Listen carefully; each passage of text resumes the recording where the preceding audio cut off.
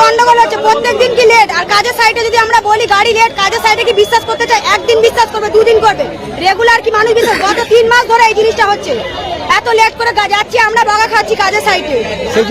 সেই জন্য আজকে এরা অবরোধ করেছে সবাই মিলে, যে ট্রেন চলবে না 12টা অবধি। যদি আজকে ট্রেনের কর্তৃপক্ষ যদি এসে আজকে বলে কাল থেকে ট্রেন ঠিক টাইমে চলবে, তবে আজকে 12টা পরে অবরোধ তোলা হবে, নাই তো সেটা তোলাই হবে না। 24 ঘন্টা অবরোধ চলবে, চলবে, চলছে, চলবে। গাড়ি প্রত্যেকদিন লেট হচ্ছে, রেগুলার এই 1.5 মাস।